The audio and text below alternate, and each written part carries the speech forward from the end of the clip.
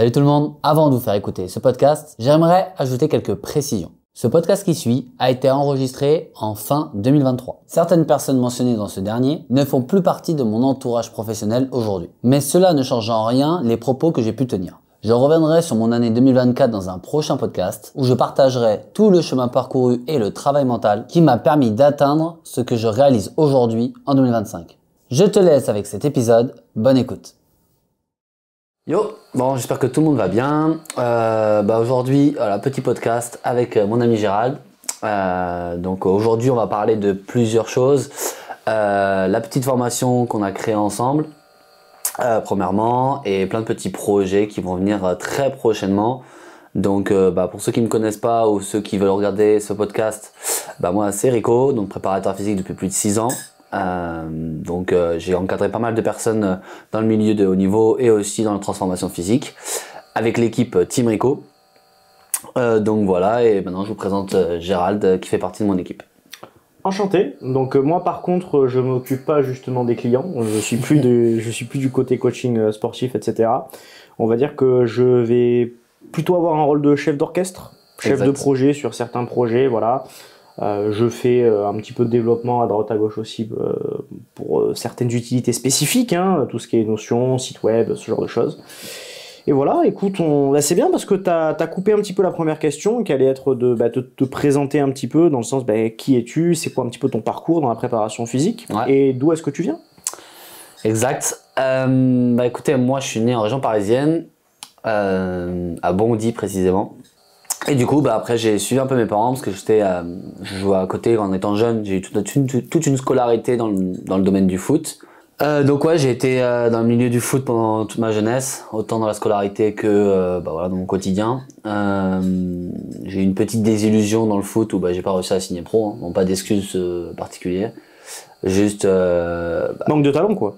Sans doute, sans doute.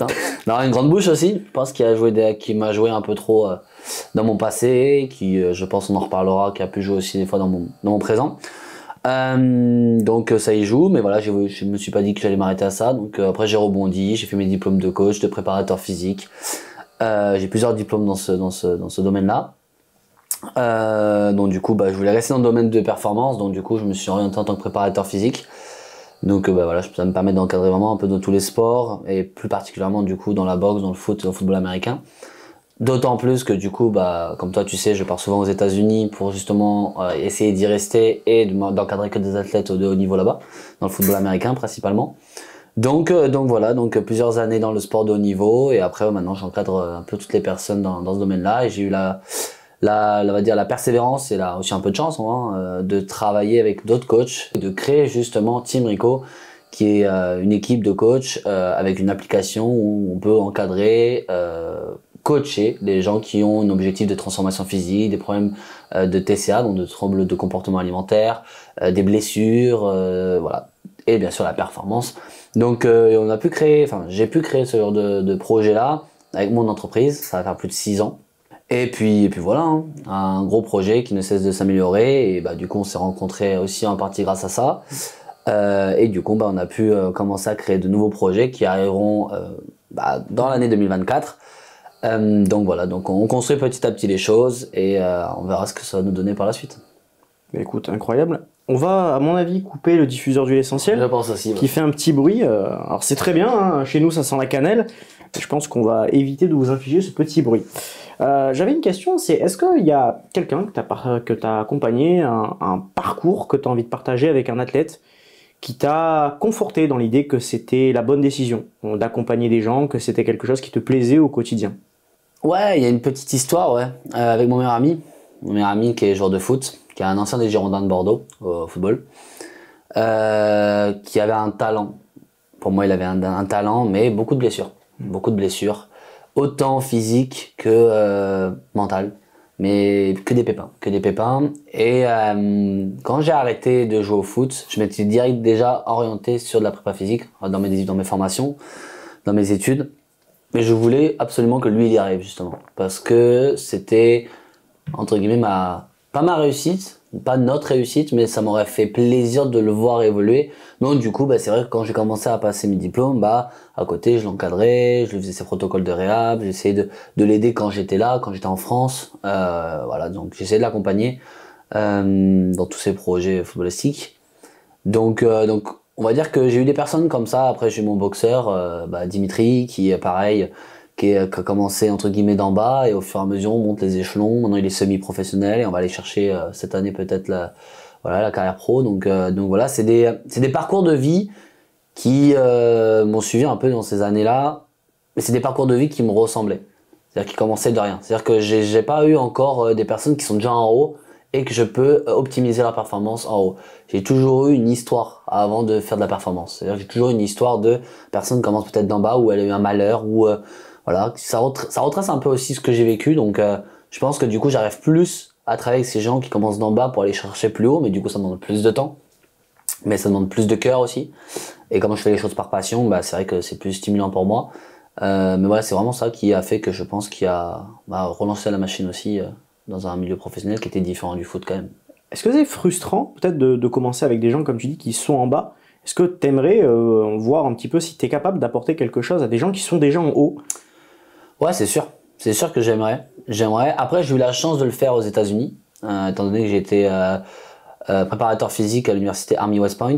Donc j'encadrais des athlètes universitaires de 18 à 22 ans qui allaient chercher le haut niveau, quoi. Donc c'est des personnes qui étaient déjà qui dormaient sport, qui mangeaient sport, tout tournait autour du sport. Et en plus, comme c'était une université militaire, c'était que des personnes militaires, hein. Donc j'ai pu avoir cette chance-là. C'est vrai que on va pas se mentir, c'est beaucoup plus simple. T'as juste à leur dire quoi faire, ils le font, c'est comme des robots. C'est intéressant, mais il y a moins d'âme, il y a moins d'échanges, il y a moins de passion entre l'athlète et le préparateur physique. Et c'est vrai que ouais, moi j'aime toucher à tout tant que j'arrive à aller chercher dans le haut niveau et j'arrive à optimiser les performances d'un athlète. Moi j'adore, tu vois. Donc mais c'est vrai que c'est encore plus gratifiant et je suis encore plus heureux et plus épanoui quand j'amène une personne, elle est tout en bas, ou pas forcément tout en bas, mais vraiment elle essaie de chercher quelque chose presque, un rêve, et que je vois qu'ils arrivent à le toucher. Je pense que je suis capable de pleurer pour leur réussite, plus qu'une personne qui est déjà en haut, qu'il faut qu'elle maintienne ses capacités pour être peut-être un peu meilleure, ce qui est intéressant aussi, hein, mais c'est moins, ça me prend moins les tripes, on va dire.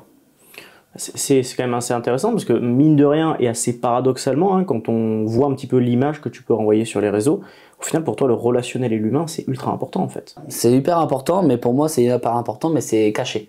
Faut pas oublier, et ça je pense que malheureusement dans notre société aujourd'hui on l'oublie souvent, que les réseaux c'est les réseaux. Et que les réseaux c'est une vitrine.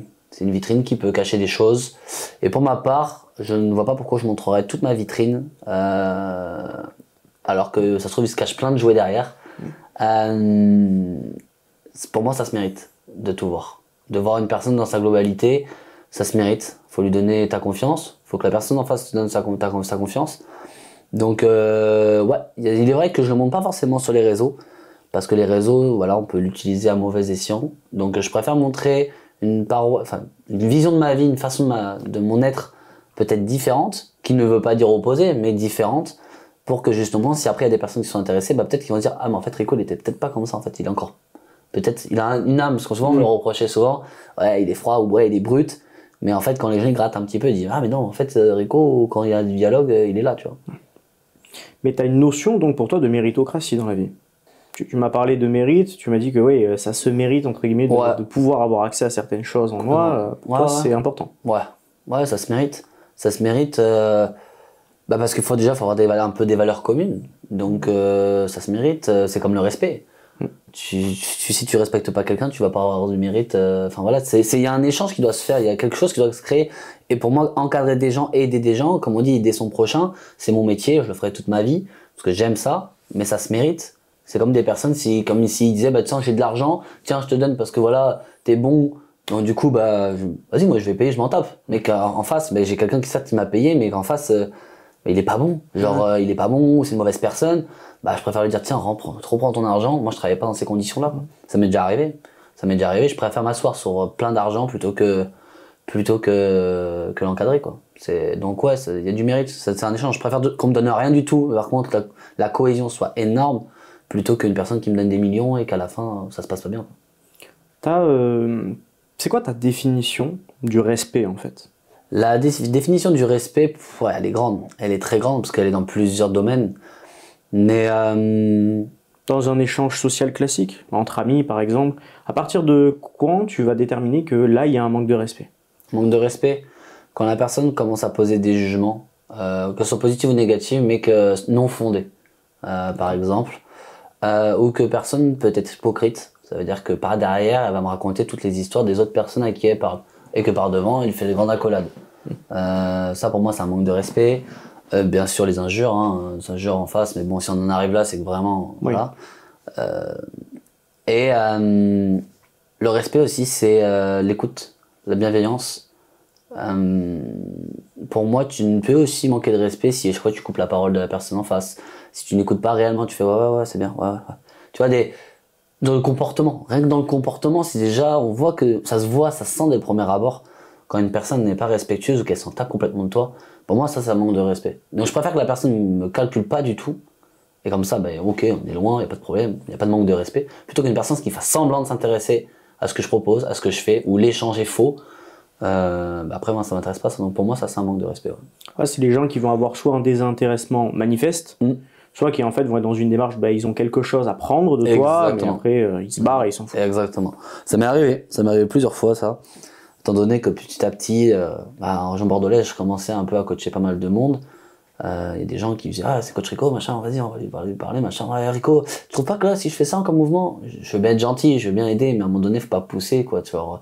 Viens pas faire ton copain alors que derrière en fait tu me tailles du sucre dans le dos, tu vois. Ouais. Genre j'ai eu trop de personnes comme ça et c'est vrai que je préfère que personne me parle des fois. Je préfère me dire écoute, viens pas me parler si c'est juste pour gratter des informations, je sais pas quoi, viens pas. Genre je veux bien aider quand il y a une personne qui est en galère ou quoi, il y a aucun problème, mais faut pas pousser quoi. Tu as été coach en présentiel et tu fais aussi du coaching en ligne.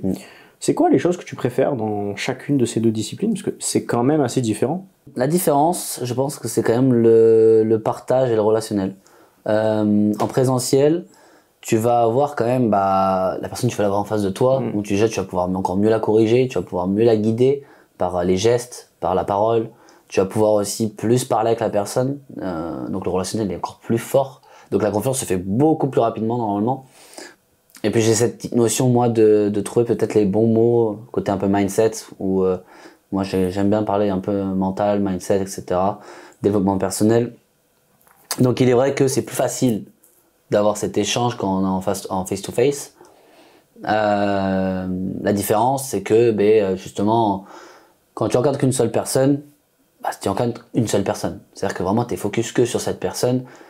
Et à un moment donné, t'es limité, dans le sens où tu peux pas te décupler, tu peux pas, donc à un moment donné, à part si la personne, au niveau du coaching, elle te donne vraiment pas mal d'argent, même si tu t'entends super bien avec cette personne, à un moment donné, t'es limité quand même, ça te prend beaucoup de temps et d'énergie. La différence avec le coaching en ligne, c'est que même si j'ai voulu automatiser pas mal de choses pour justement pouvoir créer mon application et du coup avoir beaucoup plus de monde, parce qu'il y a une grande différence entre une personne qui travaille avec des papiers PDF ou Excel et moi avec mon application, je peux encadrer beaucoup plus de monde et je peux surtout aussi avoir quand même un dialogue avec eux, certes à distance, mais un dialogue et une proximité grâce à l'application qui est suffisamment sophistiquée pour pouvoir échanger. Mais la grande force, c'est que du coup, il y a plus de monde, je peux créer plus de groupes dans le même domaine. Ça peut être dans le milieu de la boxe, ça peut être dans le milieu de la transformation physique, etc. Je peux créer des masterclass, des masterminds. Donc, c'est vrai que le gros point fort du en ligne, c'est justement qu'on peut avoir plus de monde dans le même domaine.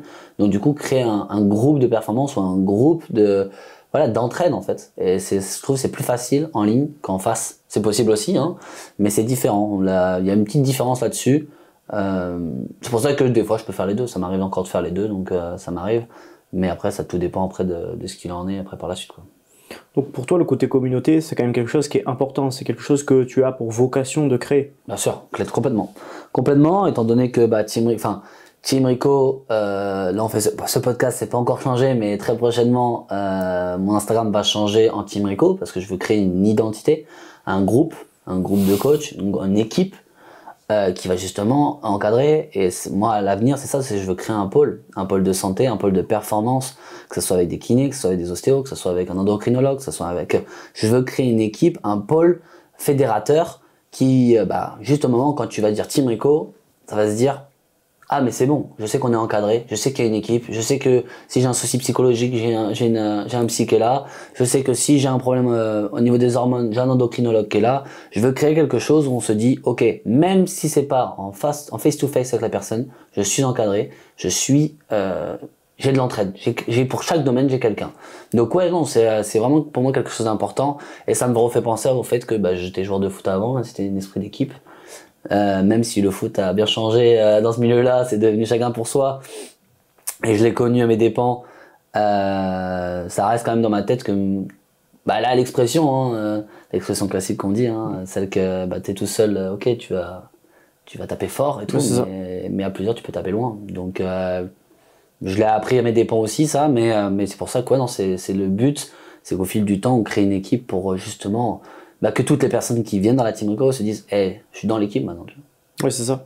Mais c'est intéressant parce que tu t'es parti quand même des sports collectifs à la base. Bon, tu as eu même pas cet échec, c'est plus cette désillusion en fait dans le sport collectif.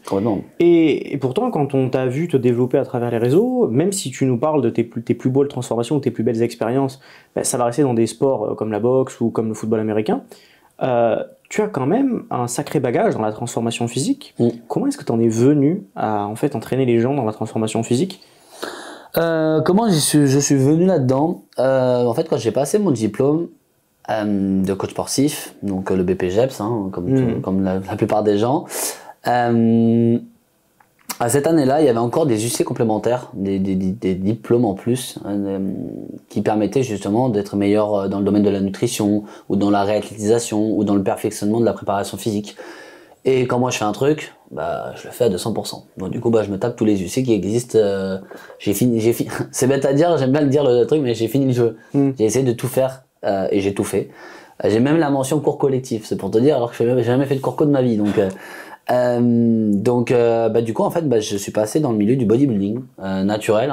J'ai fait du coup, pour valider un UC complémentaire, une compétition naturelle dans une fédé naturelle où de base j'allais juste pour faire la compète, valider mon UC et basta. Sauf que moi je suis un compétiteur, donc dès que je commence une compétition, c'est pour la gagner.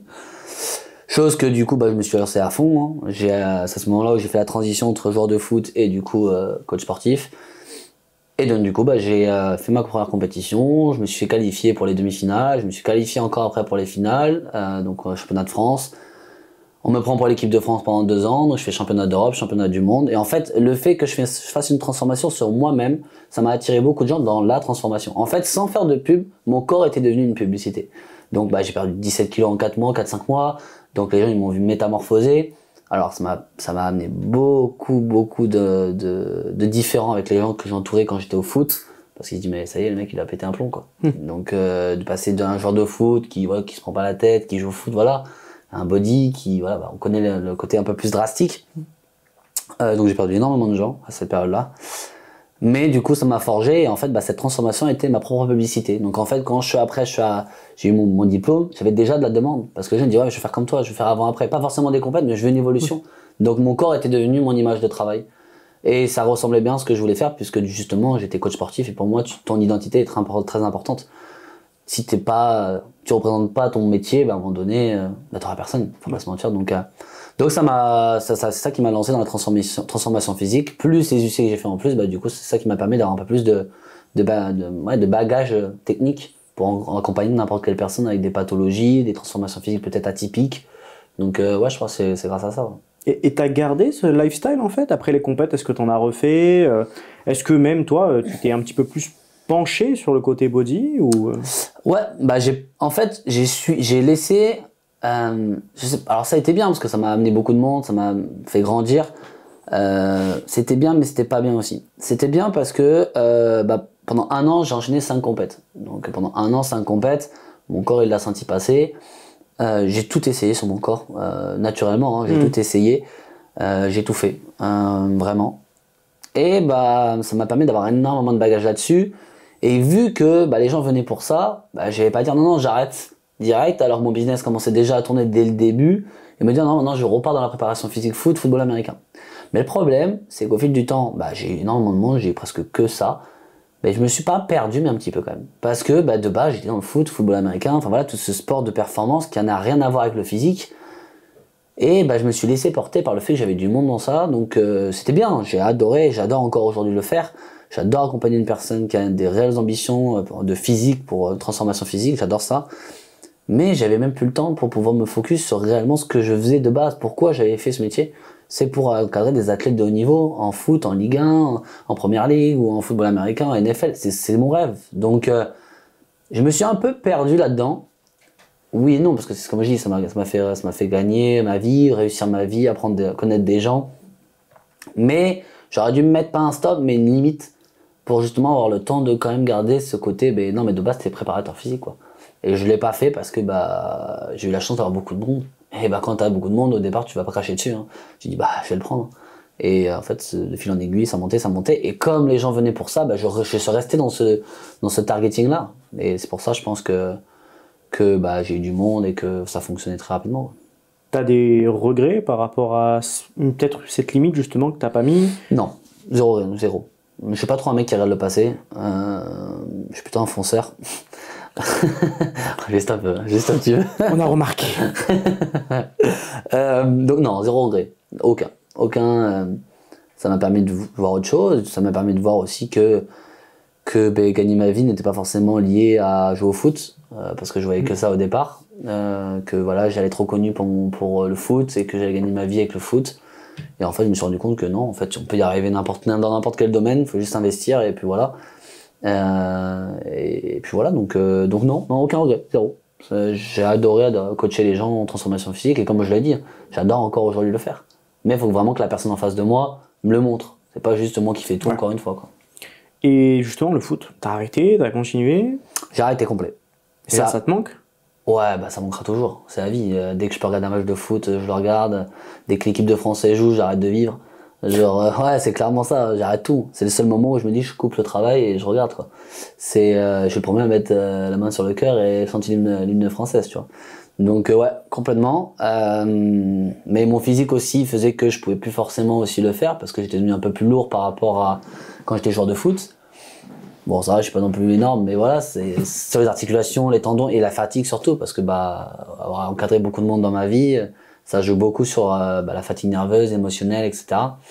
Donc mon corps, à un moment donné, il m'a dit vas-y, stop un peu. Donc automatiquement, j'ai pas pu reprendre le foot. Et de toute façon, je pense que j'avais fait la dernière année à jouer à un niveau un peu plus bas où j'étais par rapport à dans le passé. Et en fait, j'étais le bouc émissaire parce que justement je venais d'un niveau supérieur et donc, du coup le coach m'en mettait plein la tronche parce qu'il disait ouais, c'est toi qui dois nous sauver, sauf que moi j'étais juste venu pour dire je joue encore au foot, mais en fait c'était plus un déchirement qu'autre chose, donc reprendre le foot maintenant non, je peux pas. Après voilà, si on fait un petit soccer, des trucs comme ça, soccer 5, des trucs comme ça, c'est cool, mais rejouer à haut niveau ou rejouer en foot sur un grand terrain, non, ça c'est maintenant, c'est le passé quoi, c'est le passé, mais ouais, ça a été très très très dur. Même si j'ai réussi à avoir vite une transition et je suis pas quelqu'un qui s'arrête sur ce qui se passe, ouais, j'en ai lâché des larmes. Parce que j'en ai sacrifié de la vie, dès ma jeunesse, j'ai sacrifié toute ma vie. Toute ma vie, mes amis, tout, j'ai tout sacrifié pour ça, comme beaucoup de jeunes, de toute façon. Et ouais, ça a été très très très dur. Mais là, actuellement, t'es quand même quelqu'un de très sportif de base, ouais. T'as une mentalité de compétiteur. Comment ça se passe en fait au niveau du sport en ce moment? Au niveau du sport, je survis. Non, je maintiens. Je maintiens ce que je sais. Après, la différence, c'est qu'aujourd'hui, je me connais par cœur, de chez Parker, parce que même si ça fait que... Ça va faire quoi? Ouais, 8 ans que je suis dans la musculation. J'ai fait passer mon entreprise et mon projet personnel en avant par rapport à mon physique ou mes développements de performance, mes développements athlétiques, voilà, toutes ces performances. Je me suis dit, vas-y, il y a un temps pour tout. Je l'ai fait avant. Avant, c'était ma priorité, c'était moi. Maintenant, c'est pas forcément moi d'un point de vue physique ou d'un point de vue performance, c'est d'un point de vue personnel, développement entrepreneurial, développement, ma vie, quoi. Donc, je suis au moins carré, moins focus là-dessus. Maintenant, je le fais quand même. C'est-à-dire que quand je vais à la salle, viens pas me parler, je suis focus et je me la colle, quoi. Faut que je me mette dans le rouge parce que je suis comme ça. Mais ouais, non, c'est vrai que je peux plus être. Même si je le voulais, je pourrais pas. Mon corps me dirait stop, tu peux pas. Ok. Et il y a eu un élément déclencheur qui a fait que tu t'es dit, bon ben là, je peux plus encadrer autant de personnes que ce que j'aimerais, et du coup, ben, il faut que j'arrive à développer ce système, cette équipe, cette communauté. Est-ce qu'il y a eu un truc par rapport à ça, un truc qui s'est passé? Ouais, il y a eu plusieurs trucs, hein, il n'y a pas eu qu'un. Hein. Le premier, c'était la fatigue. À un moment donné, le corps il te dit stop. Hein. Quand tu commences à encadrer plus de 100 personnes par mois, tu commences à dire ouais, c'est quand que t'arrêtes. Sachant que j'ai quand même une application, donc ouais, des trucs qui sont quand même automatisés. Voilà, il y a vraiment beaucoup de choses qui sont. Voilà, c'est toujours du personnalisé, mais voilà, on a trouvé des passerelles qui me permettent d'être beaucoup plus rapide. Mais même ça. Et puis, il faut pas oublier que quand je commence à vraiment atteindre un plafond, bah, j'ai mon projet américain où je bosse aussi pour les Américains, donc ça veut dire que j'ai un peu de double travail. C'est mon entreprise à gérer et j'ai mon poste de salarié, enfin salarié, ils avaient considéré comme stagiaire, où justement bah, j'encadre des athlètes. Donc je passais entre 100 et 120 heures par semaine de travail, facile, mais vraiment facile. Donc passer 120 heures, je voyais pas le jour. Je dormais 3-4 heures par nuit. Et ce qui a fait qu'à un moment donné, ça m'a commencé à me rendre pas triste, mais en colère. C'est le fait de me dire, mais attends, mais je donne tout partout. Je donne même pour les autres. Et les gens me chient dessus. Genre, les gens ils se rendent pas compte parce que bah, là, ils voient pas tout ce que je suis en train de faire. Mais je mérite ça. Genre, ok, j'ai du monde, c'est moi qui l'ai choisi, pas de problème. Mais à un moment donné, genre, toutes les personnes que j'encadre, quand je vois qu'ils me font des refus de paiement, quand je vois qu'ils me donnent aucune nouvelle, et qu'à la fin ils se plaignent, je dis, mais attends, mais tu sais ce que tu fais là, ce que je te propose, c'est un prix tellement dérisoire par rapport à tout ce que tu as à disposition, et tu oses te plaindre, tu oses pleurer. Genre, je pense que dans ta vie, tu as connu des choses bien plus graves ou bien plus dures. Et c'est vrai que ça a commencé à me trotter en tête en mode, mais est-ce que ça sert vraiment d'avoir du volume alors que je pense que mon expertise mérite beaucoup mieux que ça, sans prétention, hein. Avec tout ce que j'ai créé, tout l'investissement autant financier et personnel que j'ai pu mettre en place, je me suis dit mais est-ce que je mérite vraiment que ça s'arrête comme ça, quoi.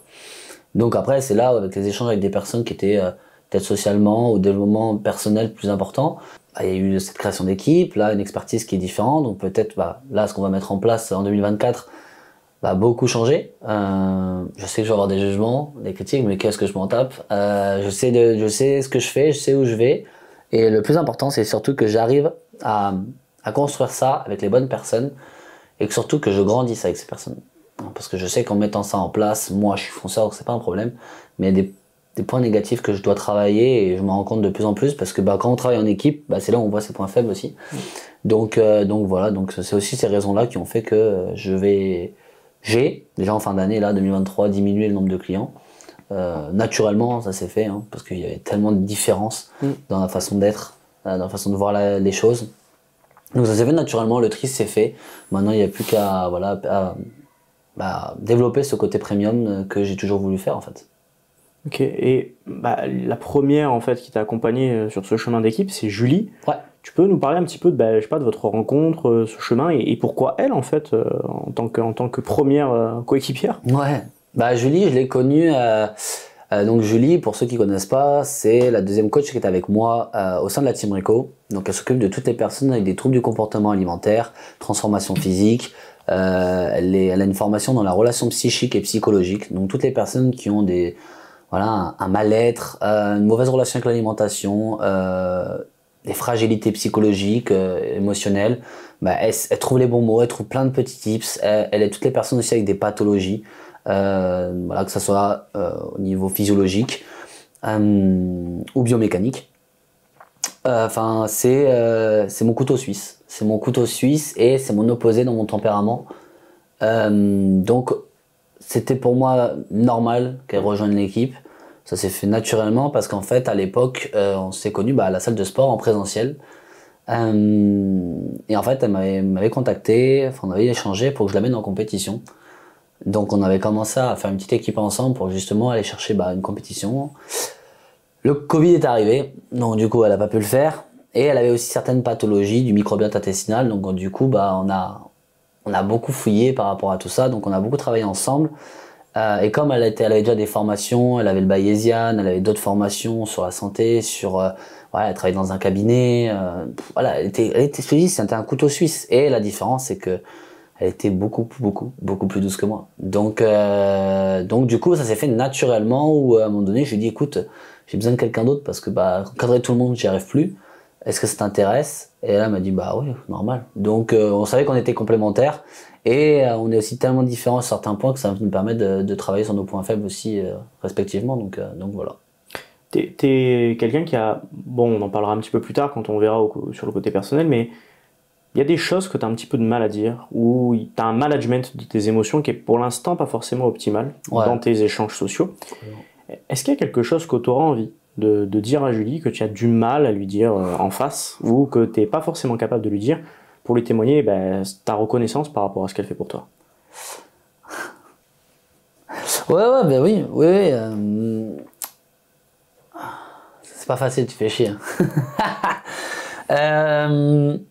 Non, après, bah, de toute façon, c'est vrai que je le dis pas souvent, mais déjà, merci pour tout. Merci déjà de me supporter, parce que je sais que c'est pas facile. Je sais que j'ai un fort tempérament, que j'écrase souvent les gens qui sont autour de moi, et c'est pas volontaire. Mais merci pour tout, Julie. Déjà de m'accompagner dans ce projet, de me faire confiance aussi, parce que je sais que voilà, je vais à fond, je vais à 200%, et que c'est dur de me suivre. J'espère aussi qu'elle acceptera aussi mes excuses sur des fois ma façon de gérer les relations, de comment communiquer. Je sais que je suis pas bon encore là-dessus. Je travaille. Je viens de prendre connaissance. On va pas aller trop vite, mais je vais y travailler très très prochainement. Mais c'est vrai que c'est tout nouveau et c'est vrai que je lui dis pas assez que je suis fier d'elle et que je suis fier de la femme qu'elle est en train d'être, autant en temps personnel que professionnel, parce que ce que je lui demande, c'est de changer complètement sa vie, étant donné qu'elle était salariée. Donc voilà, je lui demande beaucoup, je le sais, j'en suis conscient. Mais je lui dis jamais assez parce que pour moi, ça paraît normal d'être comme ça. Parce que je suis comme ça. J'ai été déjà salarié, mais moi, ça me correspondait pas du tout. Donc pour moi, foncer tout le temps, voilà, ça paraît normal. Donc, je me rends pas compte déjà des fois que les gens autour de moi, ils veulent du bien pour moi, mais moi, je me ferme. Et elle essaie souvent de m'aider, mais moi, inconsciemment, des fois, je vais la bâcher, comme on dit, genre sans faire exprès, mais c'est mon comportement. Donc c'est vrai que c'est pour ça que je m'excuse beaucoup de tout ça et que je suis très fier qu'elle continue avec moi et surtout que j'espère qu'on ira loin ensemble, quoi. C'est bien, je me suis laissé prendre au jeu parce qu'au final, c'est moi que t'as fait pleurer parce que c'est des belles paroles. Donc c'est cool. On va maintenant parler un petit peu de tes projets pour l'année 2024, hein, puisque c'est aussi un petit peu le sujet de ce podcast. Complètement. Tu nous as parlé que tu étais en train de mettre en place pas mal de choses et que c'était un petit peu corrélé avec le fait d'avoir moins de gens en suivi direct. Tu nous as parlé d'offres premium. Est-ce que tu peux nous en dire un petit peu plus? Ouais, tout à fait. Alors en fait aujourd'hui, c'est vrai que je faisais plus de quantité aujourd'hui au niveau coaching, ce qui est bien. Ça n'enlevait pas la qualité, je pense, du travail, mais comme j'ai dit auparavant, l'expertise et le service qu'on proposait, que ce soit Julie ou moi, je pense qu'elle méritait déjà nettement mieux et ne correspondait plus forcément à la cible de personnes qu'on voulait encadrer. Donc du coup automatiquement ça s'est fait un peu naturellement où on a eu ce déclic de on peut pas continuer comme ça, c'est pas possible. Donc en fait on va offrir des services qui vont être déjà beaucoup plus simples dans le sens où il y aura moins de différents packs, mais surtout un accompagnement encore plus complet, encore plus global. C'est-à-dire qu'on va vraiment les encadrer déjà avec l'application entre l'entraînement, la nutrition, mais aussi avec la parole, le dialogue, avec des masterclass, des masterminds, voilà, un cercle de conversation et de discussion dans plusieurs domaines où les personnes seront peut-être en difficulté. Il y aura toujours ce côté échange et accompagnement pour leur progression physique et psychologique, mais c'est vrai qu'il y aura un encadrement beaucoup plus poussé, et donc du coup, vu qu'on sera présent encore davantage, on sera plus présent, automatiquement le service, le prix va augmenter, les coachings seront plus chers, plus élevés, mais ils correspondent complètement à l'expertise et le projet qu'on veut mettre en place. Donc c'est pour ça que je pense qu'il était temps de le faire. Ça ne veut pas dire qu'on ne pourra pas avoir du volume par la suite, mais je pense que d'abord il faut se concentrer sur l'essentiel de comment on encadre une personne dans sa globalité, parce qu'avec les années, on a pu se rendre compte en fait que les personnes, en leur donnant qu'une programmation d'entraînement, de nutrition, et même avec un suivi, ils ont du mal. Ils ont des difficultés, ils n'y arrivent pas.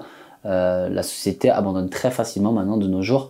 Et on a dit comment on peut diminuer ça alors qu'on est déjà tout le temps là, on est déjà tout le temps pour les aider. En fait, justement, en créant de la communication un peu plus groupée, comme j'ai dit tout à l'heure, en créant une équipe en fait, une équipe plus complète et un échange plus visible. C'est-à-dire que pas forcément être à distance avec un téléphone, et peut-être justement avec ces masterclass, ces masterminds, créer des échanges visuels aussi, qui vont permettre aux gens de se sentir peut-être plus concernés et peut-être trouver des ingrédients, des outils, parce que justement on confrontera ces gens-là avec d'autres personnes qui ont le même dilemme, le même problème. Donc ça pourra justement fédérer, créer un groupe de performance avec une présence de notre part encore plus présente, mais plus organisée, je pense, parce qu'en fait on était tellement là pour les gens qu'on se dispersait, on répondait à l'instant T parce qu'on voulait les aider, mais c'était pas la bonne formule. Donc on travaille dessus, là, c'est quasi fini, mais c'est vrai que les services premium sera là pour les athlètes de haut niveau avec moi, qui ont un peu le même principe, mais surtout avec du perfectionnement sportif et de la réathlétisation. Donc, et un travail que moi j'adore faire, c'est le développement personnel, mindset, enlever un peu les barrières limitantes, les croyances limitantes. Donc ça sera sous forme de masterclass, mastermind qui rentre en fait en plus dans le coaching de l'application. Donc ouais, ça va être des services qui vont être complètement premium. Donc bien entendu que le prix sera en conséquent par rapport à ça. C'est vrai qu'on est quand même dans une société de consommation assez poussive. Ouais. On le voit, hein, puisque que ce soit dans les accompagnements mindset, spirituel, énergie, business, les prix sont quand même relativement pas élevés, hein, mais à leur juste valeur, on va dire. C'est vrai que dans le coaching sportif, il y a une dévaluation au niveau des prix par rapport à ça. On voit des accompagnements par mois, hein, même on en voit à 50 €, 80 €, 100 € par mois. Alors que par rapport au temps investi, on n'y est pas du tout, mais ça témoigne aussi que les gens qui prennent ça prennent un petit peu ça comme un abonnement Netflix, mais premium. Exactement. C'est comme un abonnement à la salle, mais un petit peu plus poussé en mode je paye mon coach, mais il y a ce rang social aussi. Hein. Non mais moi j'ai un coach sur le plan physique. Ça fait du bien de dire ça. Mais oui, c'est ça, il y a ce truc-là. Donc ouais, je vois vers où ça veut aller. Et au niveau des experts, parce que là actuellement vous êtes deux, tu parles de pôle de santé, tu parles de développer ça un petit peu. Est-ce qu'il y a des gens auxquels tu as pensé pour aller pour occuper en fait certains postes, hein, certaines manches, ou même est-ce que tu as des idées de type de personnes que tu rechercherais en priorité? Ouais, bien sûr. La première, c'est que là j'ai recruté, ils sont rentrés aussi complètement naturellement, une naturopathe et un médecin en provenance de Belgique. Des personnes avec qui j'ai pu échanger par l'intermédiaire de certains clients que j'avais et que j'avais dit vas-y va te référer à un naturopathe pour voir ce qui se passe à travers ton corps. Et en fait j'ai eu juste la réponse de cette naturopathe qui a pris le temps de m'expliquer ce qu'elle avait mis en place avec ma cliente. Et du coup j'ai dit écoutez, j'ai adoré comment vous avez expliqué les choses, moi je les comprends, mais moi je suis juste coach, donc je peux pas avoir toutes les casquettes, c'est pas possible. Donc si ça vous dit on échange ensemble et ça s'est très bien passé. Donc du coup il y a une équipe qui est en train de se créer, tout est en train de se mettre en place. Aujourd'hui là on est en train de faire le podcast, mais tout se met en place, rien n'est encore officiel, vous avez un peu les news en avant, mais j'essaie de tout mettre en place pour justement déjà avoir cette équipe là au démarrage. Et après petit à petit j'essaierai de mettre un kiné, parce qu'un ostéo c'est compliqué, puisque un ostéo c'est quand même des pratiques manuel, donc compliqué de proposer quelque chose en ligne. Un kiné il peut donner des formations, il peut donner des éléments cadres pour travail de mobilité ou des protocoles de soins intéressants. Donc j'essaierai de recruter un kiné aussi, et j'aimerais bien trouver aussi un endocrinologue. Un endocrinologue pour les femmes avec les menstruations, avec les grossesses, etc. Étant donné que Julie est formée aussi pour l'accompagnement pour les femmes enceintes, donc actuellement elle fait ça aussi. Donc en fait j'essaye que imaginons Julie encadre une femme enceinte, qu'elle n'ait pas besoin d'aller chercher un médecin, machin. Non, en fait tout est déjà corrélé, tout est déjà suivi, et qu'en fait tout se passe directement dans ce groupe-là et que les personnes sont accompagnées. C'est vraiment le but ultime de la chose, et me dire ok, il n'y a plus besoin d'aller chercher des informations à droite, à gauche, de pas être sûr d'avoir cette bonne prise de sang. Voilà, c'est le but, et surtout de respecter chaque métier. C'est-à-dire que souvent les coachs, c'est ça le problème, c'est qu'on a toutes les casquettes. On a toutes les casquettes, on doit être médecin, on doit être psy, on doit être coach, et ça c'est à la fin. On doit être naturopathe, et à un moment donné, ok, moi j'adore aider tout le monde, j'adore fouiller, j'adore la connaissance. Mais justement, ça ne reflète plus du tout la valeur du coaching en fait. De base, tout le monde est à 150, 200 €, et encore je suis gentil. Mais à côté, on fait le boulot d'un médecin, d'un psy, d'un naturopathe. C'est pas normal, et moi je veux garder. Tu fais ça comme métier, toi c'est ça. Moi je suis préparateur physique, je dois rester sur mon domaine de préparation physique. C'est pas mon rôle normalement Parce qu'en plus, les gens, après, ils sont capables de te casser du sucre sur le dos, parce que justement, tu as pris la parole sur quelque chose qui ne te correspondait pas. Et ça amène du tort, alors que toi, tu veux juste l'aider. Par chance, ça m'est pas encore arrivé. Aussi, par derrière, on me l'a dit frais, mais c'est pas grave. Donc, c'est pour ça que je crée ce genre de choses. Mais tu as dit tout à l'heure aussi un truc qui était intéressant. C'est, tu as dit que voilà, les gens, les coachs, en fait, ils étaient à 100, 150. En fait, le coaching, ça s'est un peu trop démocratisé. Et en fait, c'est devenu sous-coté d'avoir un coach, à mes yeux. Faut pas oublier que de base, c'est un luxe d'avoir quelqu'un qui t'encadre au quotidien. C'est un luxe. C'est comme si demain, on te disait, ouais, t'es nul en maths et tu prends un prof de maths. Est-ce que tu crois que le prof de maths, il est gratuit? Bah non, il coûte suffisamment cher. Bah un coach, c'est pareil. Genre, c'est un luxe de prendre soin de sa santé, c'est un luxe d'avoir des accompagnements psychologiques, c'est un luxe tout ça. Et souvent, les gens, ils ont tendance à l'oublier. Et je parle même pas que des personnes qui prennent un coach, je parle aussi des coachs. Les coachs se rabaissent trop parce qu'ils ont peur. Ils ont peur de pas avoir de monde.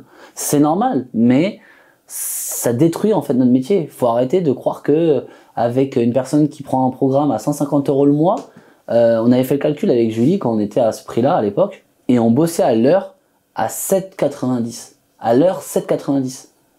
Et les gens ne le voient pas, ils disent ouais, je t'ai donné 150 € dans le mois. Ouais, mais vu le temps que tu nous prends à nous envoyer 18 vocaux et à côté ne même pas te rendre compte de tout ce qu'on te propose et râler derrière, ben, comment veux-tu que nous on soit satisfait de tout ça? C'est pas possible. On veut bien t'aider, mais à un moment donné, il faut se rendre compte aussi que nous-mêmes, en fait, on est sous-payés. Et en plus, je suppose que tu parles en brut. Ah oui, bah bien sûr, bien sûr, bien sûr, en brut, en plus. Donc c'est pour ça. Donc à un moment donné, il y avait des choses à changer. Oui, ça a fait un premium par rapport à d'autres coachs, mais justement, je pense que ça se mérite. Donc voilà, donc on verra bien ce qu'il en est par la suite. Mais moi, je suis très confiant sur tout ça parce que je sais ce que je vais proposer. Et en plus, parce que je pense, l'un d'être, j'en connais un autre ami qui est dans le milieu, mais sinon, je suis le seul à créer ce genre de choses, tu vois. Et c'est un truc que je veux créer à l'international.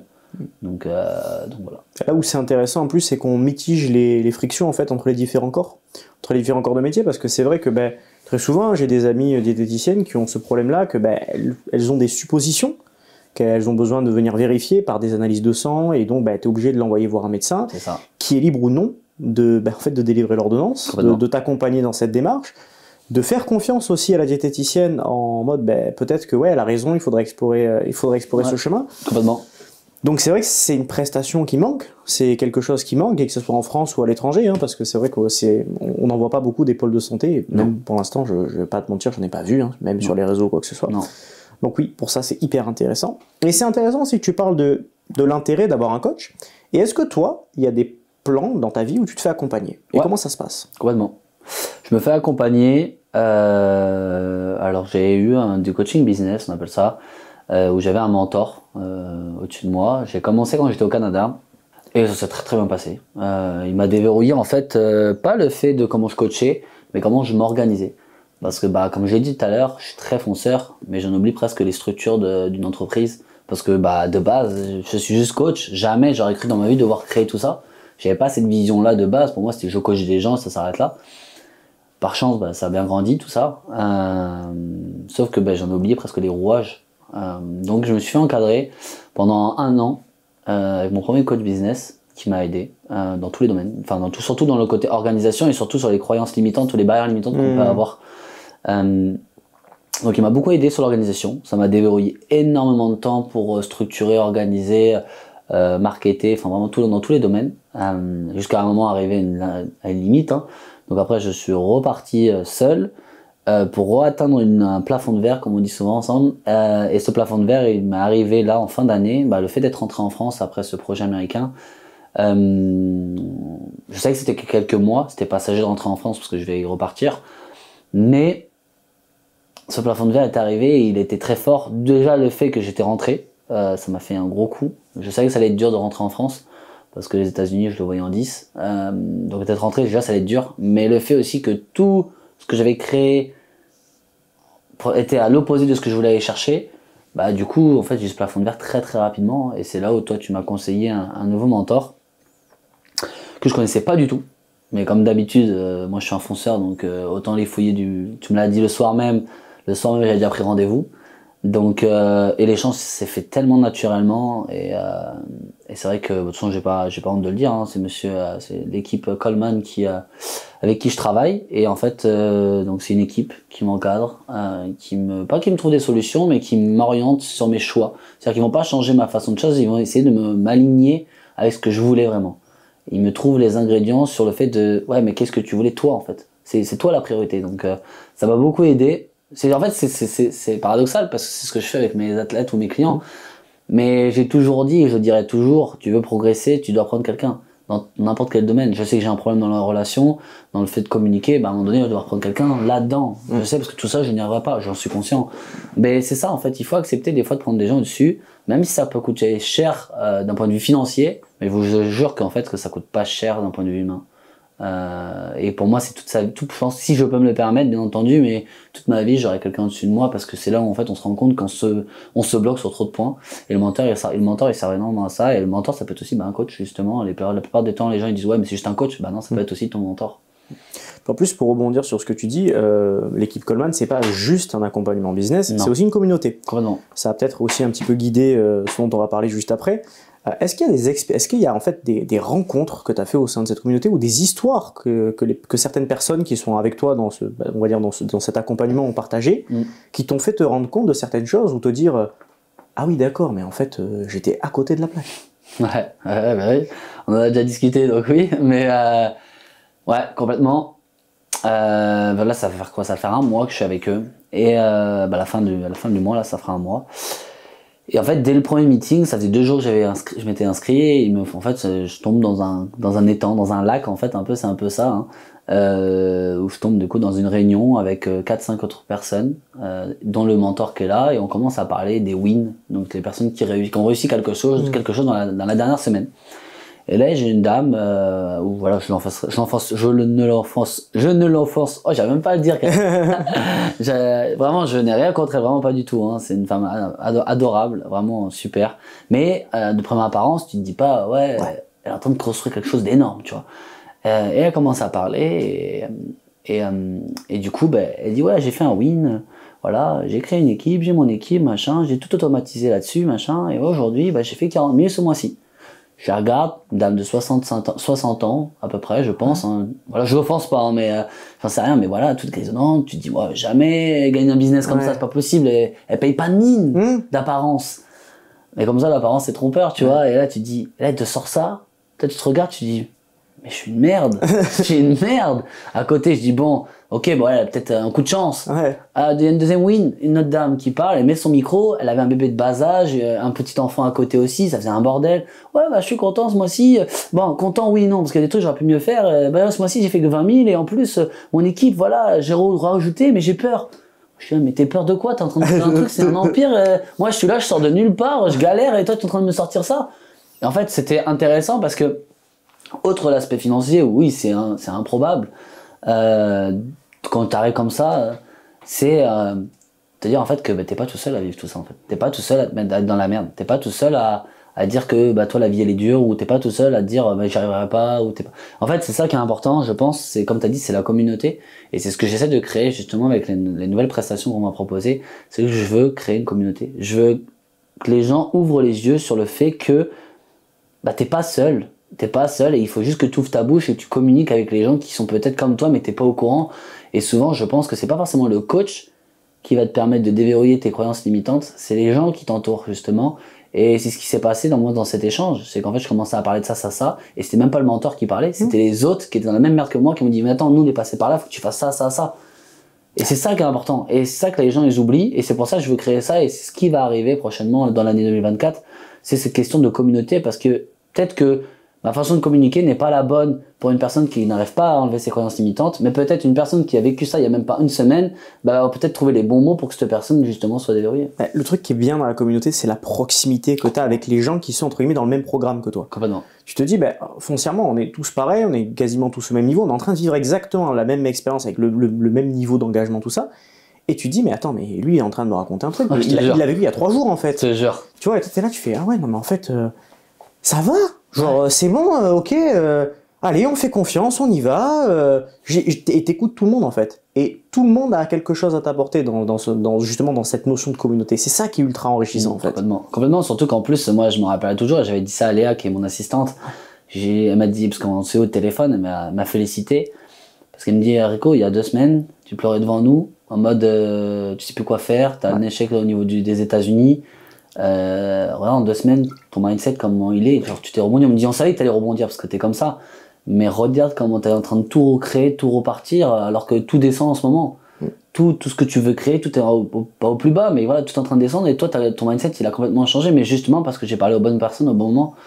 Et ça a souvent été le point faible des gens, c'est même moi-même, hein, je vais me mettre dans l'eau, où on se dit, vas-y, je communique pas, ça sert à rien, les gens vont pas comprendre. En fait, c'est l'erreur qu'on pense, en fait. Ça, c'est mon erreur depuis toujours. C'est un peu important de communiquer, en fait. Si tu communiques pas, c'est sûr qu'ils vont pas comprendre. Bah oui. En fait, c'est ça le truc. C'est ça. Mais c'est aussi pour ça que, enfin, moi, dans d'autres prestations que je délivre ou quand je parle avec les gens, je dis que le relationnel, c'est le plus important que le transactionnel. Parce que le transactionnel, ça va fluctuer, mais que parfois, un simple échange peut tout changer. Complètement. C'est ça aussi la grande différence. 100%. C'est 1% ça, et moi, ça me rappelle aussi beaucoup d'anecdotes quand j'étais aux États-Unis, où en fait je pouvais avoir une discussion avec, je me rappellerai toujours, c'était une fille qui était habitée en fait on avait une maison partagée et elle avait l'autre partie et moi j'étais dans l'autre, il y avait plusieurs chambres, et en fait on sortait, moi je bossais souvent, j'essayais de prendre l'air un peu parce que je faisais que travailler le dimanche, et il faisait beau et on se posait sur les marches et elle venait d'arriver et on commençait à échanger de tout. Et en fait elle était dans un domaine qui était elle était dans la nutrition, et moi j'étais un préparateur physique. Et en fait, on a commencé à échanger, mais pas sur nos domaines de professionnels, pas de nos domaines professionnels, mais sur la vie, la différence entre la vie française et la vie américaine. Et en fait, on s'est rendu compte de nos points forts et points faibles de chaque pays, tu vois. Et ce qui est là, c'est qu'on s'est dit, en fait, ouais, mais en fait, on est déjà fort. C'est juste qu'on s'en rend pas compte, tu vois. Et c'était hyper intéressant, et c'est plein d'échanges comme ça que j'ai eu dans ma vie avec ces voyages qui m'ont permis d'ouvrir les yeux sur certains points.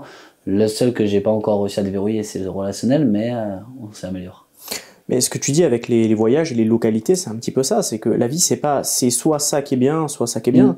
C'est que chaque personne, comme chaque lieu, a des, on va dire, points positifs ou des qualités qui nous correspondent un petit peu plus, et des choses qui nous correspondent un petit peu moins. Mais c'est le mariage des deux qui est beau. Comme tu dis, hein, tu adores les États-Unis et tu projettes ta vie là-bas, que ce soit au court, moyen, long terme. Mais c'est pas pour autant que tu renies la France. Ah non, jamais. Jamais, je renierai jamais la France. C'est la France qui m'a construit, c'est la France qui m'a forgé, c'est elle qui m'a donné beaucoup d'échecs aussi, mais les États-Unis m'en donnent aussi. Donc voilà, donc non, j'aime trop mon pays. Moi, c'est surtout la société pas qui me dégoûte, mais qui me désole plutôt. J'en ai marre de voir ça, en fait. C'est malheureux. C'est malheureux de voir tout le temps des drames, de voir tout le temps des choses qui se passent pas bien, de voir la mentalité, comment, au lieu de s'entraider, on se détruit. Et malheureusement, j'ai connu autre chose. Aux États-Unis, c'est l'inverse. Heureusement. Exactement. Donc c'est triste. Oui, il y a des drames aux États-Unis. Oui, c'est la pauvreté. Oui, c'est la galère. Oui, il y a plein de choses négatives aux États-Unis. Mais il y a quelque chose, et pour moi, c'est le plus important, et ça fait partie de mon métier, c'est l'entraide. L'entraide. Et je suis désolé, mais l'entraide, c'est ce que je fais dans mon coaching, c'est ce que je fais quand je suis avec mon équipe, c'est ce que je fais dans toute ma vie, que je ferai toute ma vie. Si déjà, on n'a pas cette entraide-là dans tous les domaines, enfin en tout cas dans le domaine où je suis, j'ai plus rien à faire ici, quoi. Donc c'est aussi une raison pourquoi je pars, c'est l'entraide. Là-bas, à partir du moment où j'ai travaillé pour eux, pas juste vacances, travaillé pour eux, j'étais une famille, j'avais retrouvé une nouvelle famille, c'était ma deuxième famille, et pour tout, dans tous les domaines. Donc c'est vrai que c'est ce que je trouve dommage dans notre pays qui est si beau, c'est qu'on s'entraide pas assez. Est-ce qu'il y a une pierre à l'édifice que tu tirerais de tes expériences passées aux États-Unis que tu aimerais apporter dans la communauté française ou dans les rencontres ou les échanges que tu as en France? Ouais, j'aimerais bien ramener du positif et pas du négatif tout le temps. Aux États-Unis, ils font en sorte que les phrases, quand ils parlent, ils enlèvent la négation. C'est une culture américaine, et ça, en fait, ils le font inconsciemment. C'est-à-dire qu'en fait, ils ne disent jamais de la négation dans une correction d'un mouvement, ou dans la correction d'un plan alimentaire, ou n'importe quelle façon, ils vont toujours essayer de trouver des mots positifs, une phrase positive. Et c'est pour ça que on dit souvent les Américains, ils ont un mindset, c'est abusé. Comment ça se fait que tout ce qui est speaker mindset, mindset lifestyle, c'est toujours positif, ils en trouvent des bons mots, machin. Alors oui, déjà la langue, ils jouent beaucoup, mais parce qu'ils ont une façon de dire la négation, tu dois l'enlever de ton cerveau. Si déjà, quand à chaque fois que tu commences une phrase, tu commences par ne, je ne peux pas, ou non, c'est pas possible, c'est mort, cherche pas, tu n'y arriveras pas. Et j'aimerais bien en fait ramener ça, ce côté déjà perfectionnement sportif, bien entendu, puisque le sport là-bas c'est sa priorité, c'est la priorité des Américains, même si l'obésité est importante. Après, quand tu es dans le domaine du sport, ils mettent l'argent, quoi. Mais c'est ce côté de, ok, même si je crée à un moment donné un pôle qui n'est plus que online, mais physique, à un moment donné, si je crée un pôle, voilà, ou avec un cabinet ou des trucs comme ça, qui pourra peut-être un jour arriver dans plusieurs années, j'ai envie de me dire, ok, je l'ai créé aux États-Unis, mais j'arrive en France pour te montrer que les Français, on est bon partout et que justement, je veux juste retrouver ce qui m'a fait commencer, c'est ce côté positif, je t'amène, et que je veux retrouver cette hargne vers les gens, tu vois, ce côté positif, ce côté mindset, ce côté développement personnel, professionnel, physique. Il suffit de rien, c'est un déclic. Et je trouve qu'on le perd un peu trop en ce moment en France, et donc c'est peut-être quelque chose que, si j'arrive à rester aux États-Unis, après revenir en France pour montrer que, voilà, c'est possible, quoi. Peut-être un Rico conférencier dans quelques années. J'adorerais. J'avais toujours dit que ma vie c'était Netflix depuis 2 ans, et j'adorerais un jour faire des séminaires ou des conférences sur peut-être plusieurs domaines, hein, que ce soit dans le domaine sportif bien entendu parce que c'est quand même mon domaine, mais aussi humaine. Je pense que, humain, ouais, c'est ça en fait. Je pense qu'à un moment donné il faut passer par là, et j'avais toujours dit que si un jour j'arrive à rester aux États-Unis, j'écrirais une histoire, autant dans un livre que contacter Netflix, que j'avais fait en plus à l'époque.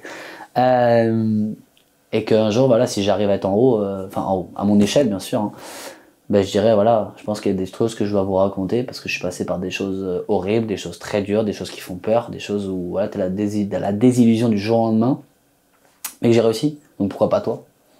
Est-ce qu'il y a un moment dans ta vie où tu as échangé avec quelqu'un, où ce mec t'a ramené, entre guillemets, enfin ce mec ou cette femme, hein, peu importe, t'a ramené à ton enfance en mode ok, je suis un enfant, je m'assois, j'écoute. Là, je suis en train de prendre une claque, je suis en train d'apprendre. C'est plus qu'une leçon de vie, c'est toute une expérience, c'est un chemin qui est en train de s'ouvrir devant mes yeux, il faut juste que j'écoute.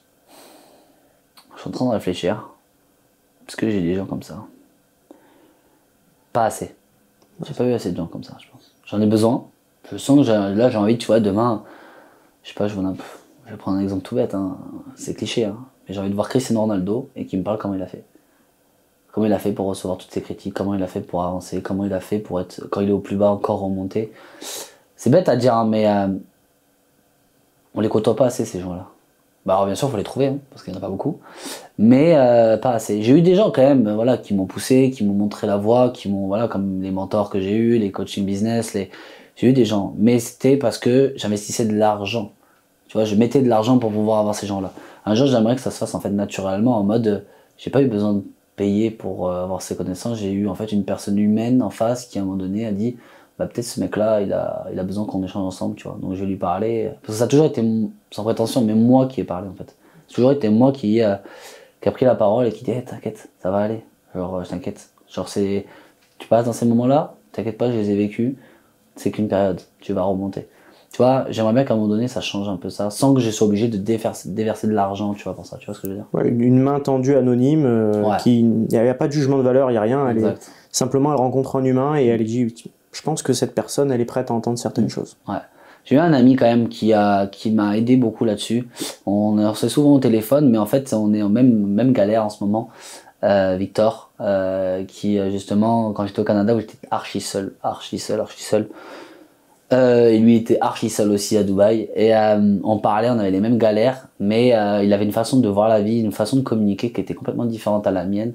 Donc j'adorais changer. On parlait pas beaucoup, hein. On se parlait une fois tous les 6 mois, mais ça suffisait. Et d'ailleurs, c'est comme ça qu'on s'est retrouvés à Dubaï à la fin ensemble, alors qu'on s'était jamais vu, juste par Instagram.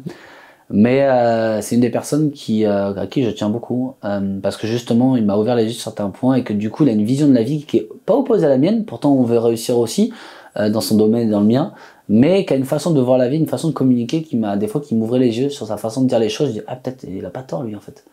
Il dit, mais en fait, il me mettait en fait en constat. Il me dit, mais regarde. Et je lui dis, c'est vrai, t'as raison, tu vois. Donc et pourtant, on était à la même échelle sociale ou quoi que ce soit, hein. Mais c'est vrai que c'était une discussion. Mais sinon, après, vraiment, hein, une personne vraiment très haut placée, très haut placée, autant personnel, dans le développement personnel, professionnel, financier. Non, ça, j'ai pas eu encore la chance de faire tout ça. Tu sais, après, c'est pas forcément quelqu'un qui est très haut placé, hein, mais ça peut être dans d'autres domaines de vie. Complètement, ouais, je sais, mais comme c'est vrai que moi, ma vie, je la reflète beaucoup sur ma vie professionnelle, c'est vrai que peut-être que je me ferme ce côté humain, peut-être que des fois, je vais pas dans les directions qui fait que, du coup, je trouve pas ces personnes, tu vois. Enfin, que je trouve ces personnes, tu vois. Donc, je pense qu'il y a ça qui joue aussi, mais parce que je m'ouvre pas assez. Mais ça a toujours été mon point faible, donc faut le travailler, mais ouais.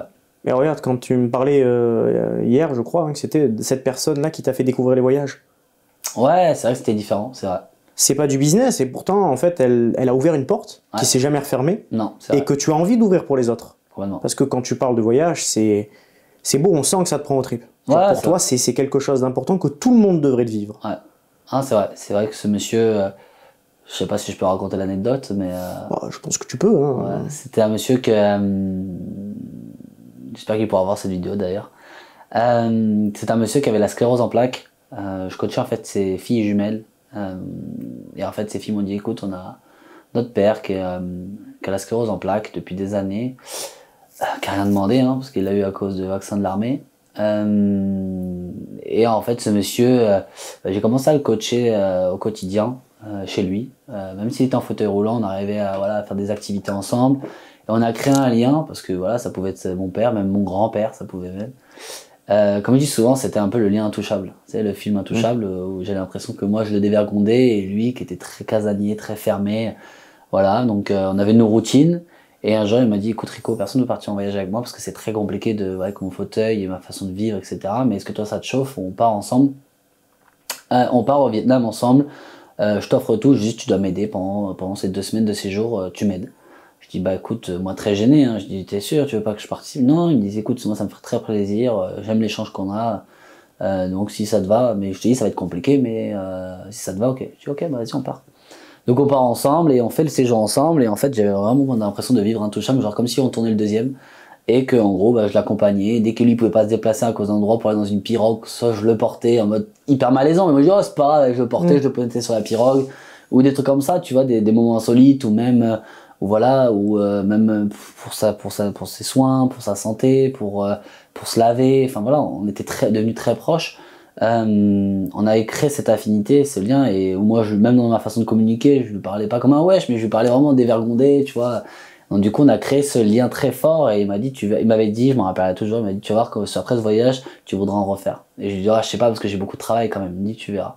Et en fait, il avait raison, et il a raison. Donc c'est vrai que c'était un putain de voyage, et ça m'a changé la vie, parce que quand tu vois une personne qui n'a rien demandé à la vie, ça fait 40 ans qu'il a ça et qui prend 35 médocs juste pour dormir et pour pouvoir juste aller aux toilettes, tu te dis ok, tu dis t'as plus le droit de me plaindre, t'as plus le droit d'ouvrir ta bouche.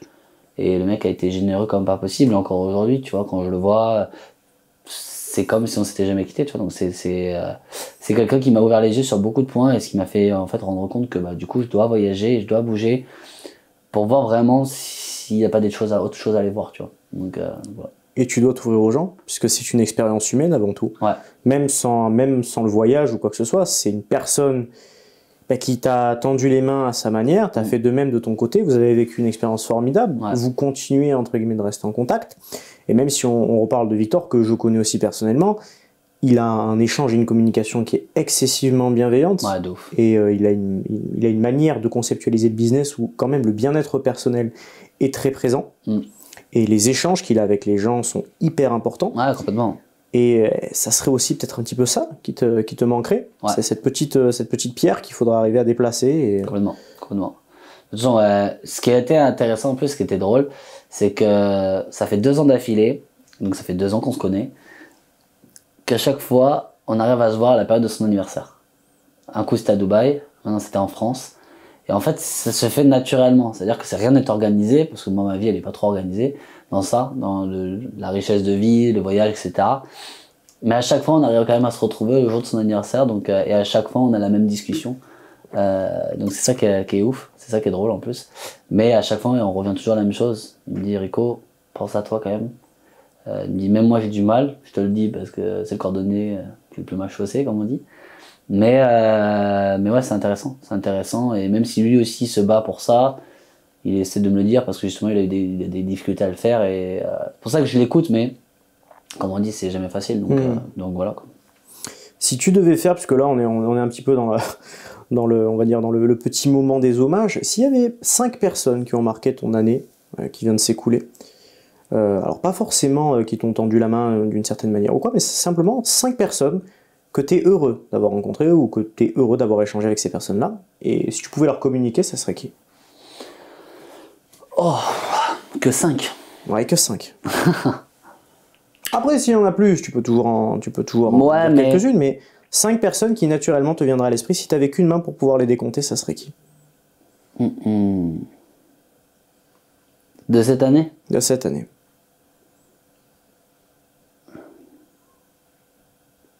Bah déjà, c'est dur, vraiment c'est dur. Tu sais pourquoi je te fais faire ça? Pour que tu conscientises un petit peu et que tu te rendes compte de ce que tu as et de ce que tu obtiens à chaque moment de ta vie. Ouais, mais c'est dur de se dire que 5 personnes, sachant que j'ai jamais mis un point sur tout ça. C'est-à-dire que j'ai jamais mis dans ma tête en mode cette personne elle m'a ouvert les yeux, ou cette personne m'a aidé, ou cette personne...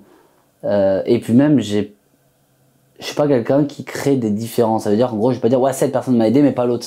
Tu vois ce que je veux dire? Je suis pas comme ça, tu vois. Genre, pour moi, je mets tout le monde au même niveau. C'est-à-dire que même si une personne m'a aidé ou pas aidé, je n'ai jamais mis des genres de classements ou des genres de personnes, ouais, cette personne m'a aidé, donc du coup, je dois la mettre en avant. Tu vois, genre. Oui, mais il y a des personnes qui comptent quand même.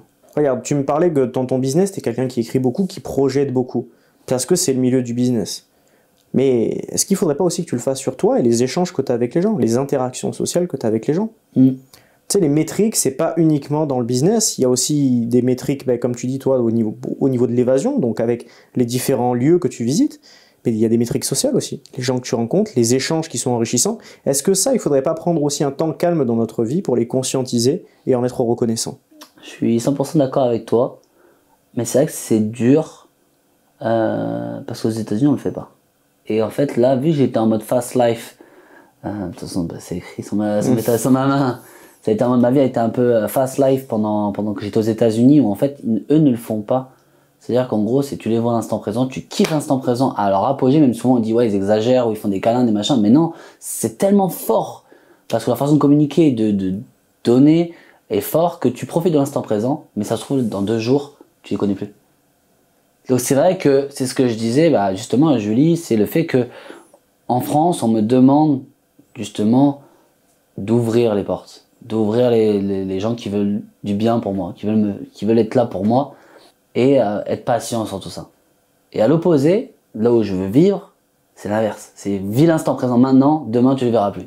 Donc c'est vrai que c'est dur pour moi, pour l'instant, de se dire, vois quand même la chance que tu as, que les personnes qui t'entourent, ils veulent ton bien, mais il va falloir que tu t'ouvres aux autres parce que justement, c'est pas être que dans un sens, tu vois. C'est aussi la différence entre consommer et cultiver. Complètement. Parce que tu me parles aux États-Unis, oui, effectivement, il y a ce truc-là, on vit à fond, etc., mais c'est de la consommation. Ouais. Je consomme une interaction avec quelqu'un, ok, on s'entend super bien, etc., mais on est arrivé au bout de l'interaction, peut-être que je te reverrai plus. Ouais. En France, on a quand même ce truc-là de cultiver. On cultive les liens, et tu en as même parlé dans un autre échange qu'on a eu. Pour toi, cultiver les liens, même les liens familiaux, avec les aspirations que tu as sur ce plan-là pour les quelques années à venir, c'est hyper important. Ouais. Mais il faudrait aussi penser à cultiver des liens sociaux, des liens avec des amis. Je veux dire, tu parles de ton meilleur ami, tu as conservé des liens avec lui, tu conserves des liens quand même avec pas mal de personnes, mais il faudrait que tu arrives à conserver aussi cette habitude de conscientiser ça, cette chance que tu as. Ouais, non, c'est vrai, c'est sûr que c'est... je sais qu'il y a inconsciemment beaucoup de gens qui veulent être là pour moi, qui veulent être présents pour moi. Je le sens, je le sais, mais c'est moi qui ferme les portes. Je le fais inconsciemment et consciemment. Je le fais inconsciemment parce que comme on dit inconsciemment, donc je me fais pas forcément attention, je me protège, je pense aussi, et consciemment parce que je pense souvent à la place des autres. On me l'a souvent fait le reproche de penser à la place des autres, mais je le fais souvent parce que j'ai peur de les blesser, j'ai peur de leur faire du mal. Et je sais j'ai déjà essayé de justement m'ouvrir aux gens, mais quand je les vois aussi tristes que quand je pars, ou quand je parle moins, ou que je peux plus parce que j'ai trop de travail, donc je suis moins dispo pour échanger avec les gens. En fait, je me dis, mais à quoi bon, en fait? À quoi bon tout le temps être présent ou m'ouvrir aux gens, si à la fin, si je m'ouvre, ils sont aussi tristes que si je m'ouvrais pas? Tu vois, genre, donc du coup, je préfère rien dire. Ah, mais la tristesse, c'est pas une émotion négative? Ouais, mais c'est chiant de voir des gens pleurer. Oui, mais c'est un flot de vie, toutes les émotions sont importantes. On a besoin d'avoir des moments de doute, on a besoin d'avoir des moments de tristesse, de colère, comme de joie. Si tu essaies de protéger les gens de leurs émotions que toi, tu juges négatives, simplement pour vivre des moments de joie, tu passes à côté de l'intégrité de la personne. Ouais, bien sûr. Non, mais je sais. Mais bon, tu sais, quand c'est aussi la trois quarts des gens, c'est pour ça qu'ils ne voyagent pas. C'est quand tu vois tes parents, ta grand-mère, ta sœur, pleurer devant toi parce que tu pars.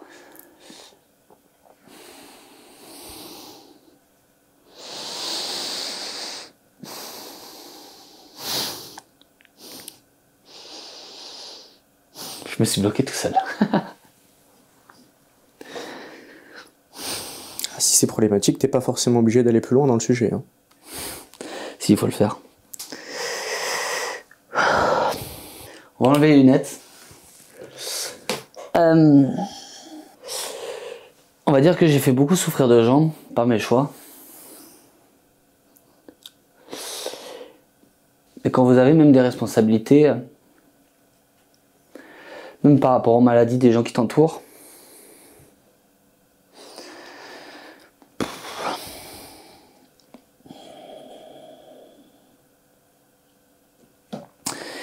et que tout dépend un peu de toi, parce que tu t'y connais en santé.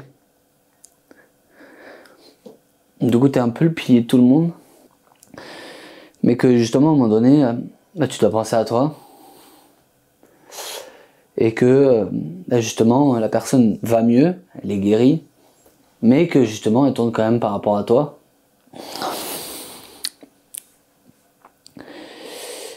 T'as l'impression en fait de leur déchirer le cœur en fait. On va penser que c'est égoïste. Tu penses à un moment où t'es égoïste. Tu vois ta famille pleurer, tu vois les gens pleurer, qui sont en désaccord aussi avec ton projet que tu veux construire. Enfin, c'est pas qu'ils sont en désaccord, c'est qu'ils ont peur, je pense. Donc du coup, c'est pour ça que je dis rien, tu vois. Mais du coup, tu vois, genre des fois aussi s'ouvrir, des fois aussi c'est leur faire encore plus de peine, tu vois. Donc je préfère rien dire. Est-ce que c'est des choses qui t'ont été reprochées? Non. Jamais verbalement? C'est pas les choses qu'on reproche à une personne quand elle pense à elle. À un moment donné, tu te dis... C'est toi, tu le penses en fait. À un moment donné, tu te dis merde, je me suis barré, je suis parti. Alors que par exemple, ma grand-mère avait besoin de moi. Enfin, besoin de moi. Enfin, parce que justement, je l'avais été pour qu'elle revienne à sa santé. Voir mes parents aussi, même si je sais que toute ma famille est contente pour moi quand je pars, parce qu'ils savent très bien que je suis plus épanoui. À un moment donné, ils se disent... Enfin, moi, tu te dis, mais merde, je fais pleurer tout le monde. Personne ne comprend mes choix alors que je vis très bien en France. Je gagne bien ma vie, j'ai du monde autour. Pourquoi partir? Et aujourd'hui, en fait, c'est parce que je suis pas heureux. Donc il me dit, mais attends, mais du coup, c'est nous, on te suffit pas, ou ce que tu as construit en France ou ailleurs, ça te suffit. Enfin, en France, ça te suffit pas, donc tu vas aller ailleurs. Et à un moment donné, tu te dis, mais non, c'est pas ça, j'ai besoin d'aller voir autre chose, et j'ai besoin d'être stimulé pour autre chose. Sauf que du coup, tu passes un peu pour le méchant loup, et ça a souvent été mon rôle. Ça a souvent été mon rôle d'être un peu le méchant loup dans l'histoire.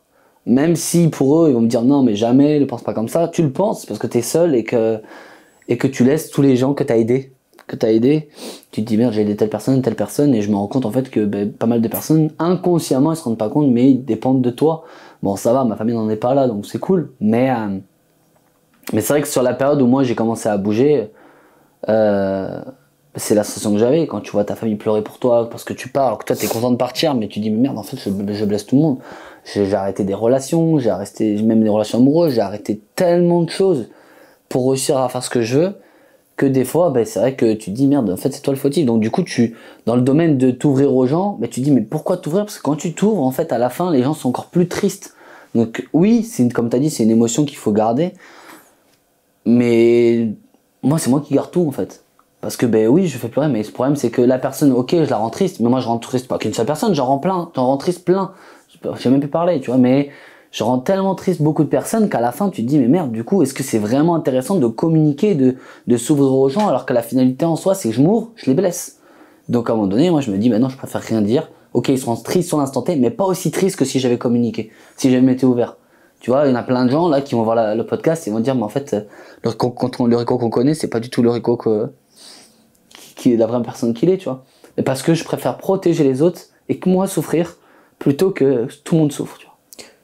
Il y a un vrai conflit, il y a une déchirure entre ce que toi tu as envie de faire ou ce que tes ambitions projettent, tes aspirations, parce que les ambitions ça serait peut-être un terme qui serait compris de manière péjorative, alors que c'est pas du tout le cas, et le rôle que tu penses devoir endosser pour les gens. Qu'est-ce que tu veux dire par là? Dans le sens que dans ce dont tu es en train de nous parler, comme tu l'as dit, on t'a jamais fait verbalement un reproche, on a témoigné de l'incompréhension, mais pas réellement un reproche.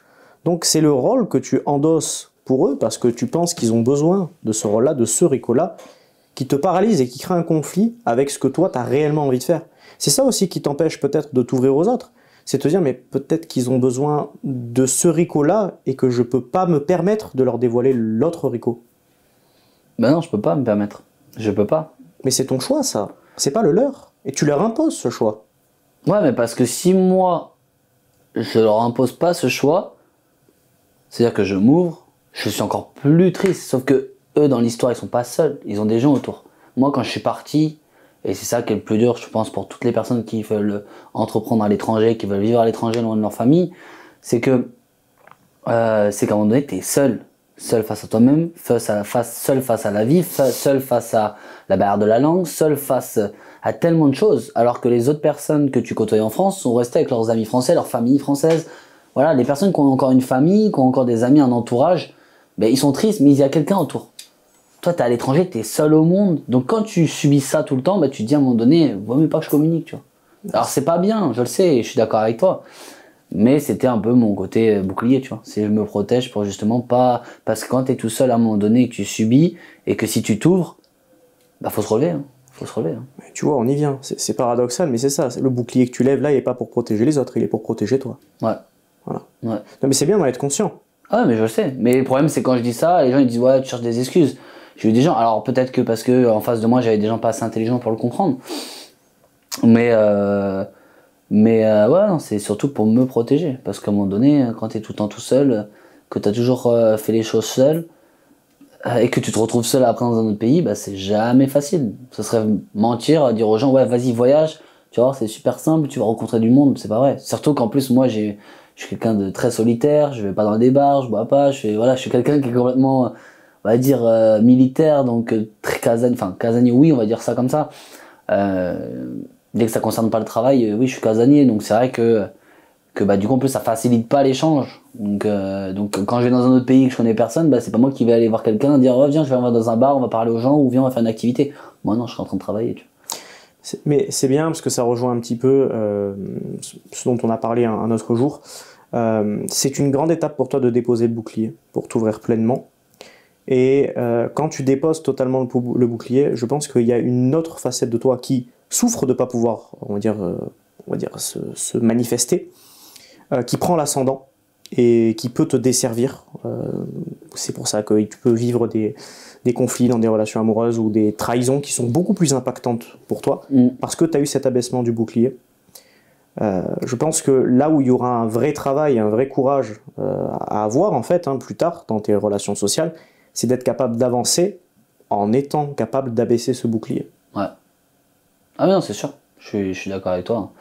Après, c'est bizarre, c'est comme si on faisait son auto-jugement. Mais ouais, c'est sûr. C'est sûr. Après, c'est la vie, le fait aussi d'ouvrir un peu ces barrières-là qui feront que j'y arriverai. Mais je pense que même si on se me dit souvent, Rico, c'est pas parce que on veut pas faire la même chose que toi qu'on peut pas te comprendre. Il y a du vrai, c'est sûr. Mais il y a quand même un peu de faux. Parce que tout ce que j'ai pu vivre déjà avec ces voyages ou dans mon passé ou ce que je vais aller chercher, honnêtement, dans ce que je vais aller chercher, je connais pas une autre personne qui l'a fait pour l'instant. Donc, automatiquement, c'est l'inconnu le plus total et je sais pas pourquoi, des fois, je parlerai de tout ça alors que déjà, depuis que je suis gosse, on me dit, mais t'es un alien, tu bois pas, tu fumes pas, tu sors pas, tu fais pas comme une personne, t'as pas une adolescence pareille. Enfin, même ma famille, mes parents, c'est les premiers à me dire, mais pourquoi t'as pas vécu comme un adolescent normal? Genre, pourquoi t'as pas profité? Pourquoi tu sortais pas avec les amis? Mais je dis, parce que ça me correspondait pas. J'ai toujours été différent, déjà depuis l'adolescence. Donc, changer ça alors que maintenant je suis adulte, c'est sûr que ça va améliorer le business. Ça va améliorer la personne que je suis aujourd'hui, autant professionnel que personnel, et même dans mon objectif que je vais aller chercher. J'en suis conscient, c'est pour ça qu'il faut que j'y travaille dès maintenant. Mais c'est pas facile parce que justement ce que je veux aller chercher, je l'ai formaté depuis des années. Je l'ai formaté, c'est comme si tu disais demain tu supprimes tout ce que tu as dans ton ordi du jour au lendemain et tu repars à zéro. Comme ce que je suis en train de créer avec mon entreprise aujourd'hui, avec le fait qu'avant j'étais seul, que Julien a intégré, que vous avez intégré, que ce soit toi ou Jean qui est derrière la caméra. Justement, tout ça, c'est le but aussi que je me mets justement dans une zone d'inconfort. Je fais exprès de créer tout ça parce que je sais c'est ce qu'il me faut, je sais ce qu'il faut pour la Team Rico, je sais ce qu'il faut pour mon avenir. Mais d'abord, il faut que moi je travaille là-dessus, sur tout ça, sur le fait de créer des choses qui n'ont pour l'instant pas ni queue ni tête en fait. Et ça fait partie du travail, donc à moi de travailler sur la suite, quoi. Bien sûr. Après, de toute manière, sur le plan perso, il faut partir déjà d'un principe, c'est que quelque chose qui est caché n'est pas protégé. Il est caché. C'est pas ça qui nous fait, qui nous fait avancer. Et peut-être que ça serait intéressant à terme d'avoir aussi un accompagnement à ce sujet-là. Parce que le business est une chose, mais la vie perso, c'est aussi quelque chose qui est compliqué à gérer. Complètement. Que ça soit de mon côté ou plein d'autres CEO, le besoin de se faire accompagner sur le plan psychologique est présent. Ah, complètement. Et par rapport aux périodes de troubles qu'on peut rencontrer tous, c'est totalement normal de nécessiter un accompagnement à ce sujet. Ah ouais, non, complètement. Je sais qu'un jour, moi, j'en aurais besoin, c'est sûr. Peut-être pas de suite, parce que c'est pas ma priorité. On va pas tout changer quand même, hein. Mais ouais, c'est sûr, un jour, peut-être que j'en aurai besoin. Ou peut-être une personne m'ouvrira les yeux sur ça aussi, tu vois. Peut-être pas forcément une personne spécialisée là-dedans, mais oui, bien sûr. Donc on verra sur ça, ouais, chaque chose en son temps. Dans une note plus légère, hein, pour conclure et pour parler quand même un petit peu de ce que tu nous as prévu, de ce qu'on a fait pendant plusieurs jours là. Ouais. Qu'est-ce qui va sortir? Quel est l'objectif derrière cette sortie? Quelle a été la démarche en fait psychologique, hein, même qui a amorcé cette volonté de proposer ce projet? Ouais, bien sûr. Bah écoute, ce qui va sortir grâce à toi et à Jean et à ma folie, c'était justement créer une formation pour plusieurs raisons. Je vais parler après de quoi ça va parler, mais une formation parce que je me suis rendu compte que déjà j'avais beaucoup de coachs et beaucoup de personnes qui étaient passionnées dans le milieu de la musculation, mais beaucoup de coachs qui demandaient beaucoup de renseignements, qui me posaient beaucoup de questions. Pardon, ça sera coupé. Et en fait, on me posait souvent des questions sur l'anatomie, sur la physiologie interne, sur... voilà, c'était un peu la boîte à questions et Rico devait y répondre. J'ai aidé beaucoup de coachs, et sur mon réseau aussi, j'ai beaucoup de coachs qui me suivent. Et donc du coup, je me suis dit, mais attends, mais en fait, les diplômes qu'il y a maintenant pour les coachs, ça reste très très banal, très basique. Et moi, j'ai fait beaucoup de recherches, j'ai fait des formations, j'ai fait des expériences à l'étranger, et ça ne cesse de s'arrêter. Donc je me suis dit, mais au lieu d'à chaque fois de répondre pour une personne, puis une autre personne, puis une autre personne, ou des personnes passionnées qui veulent optimiser leur performance ou quoi que ce soit, je me dis, mais pourquoi toi tu sortirais pas justement un savoir que j'ai passé je sais pas combien d'années, j'ai sacrifié ma vie privée pour le pro, pour les connaissances, pourquoi je ne le montrerais pas justement à bon escient et l'utiliser justement pour aider les gens à se perfectionner, les coachs à être encore meilleurs et développer un peu plus que la base de leur savoir, d'aider les personnes qui veulent optimiser, qui sont passionnées par le perfectionnement physique et qui veulent en savoir davantage. Je me suis dit, on me pose ces questions tous les jours, pourquoi je leur sortirais pas quelque chose comme un accompagnement, une formation, un suivi qui leur permettrait justement d'en savoir davantage. Donc du coup, voilà ce qu'on a essayé de mettre en place et qu'on a tourné tout ce week-end, c'est une formation justement sur l'hypertrophie musculaire et c'est tous ces principes qui s'en entourent.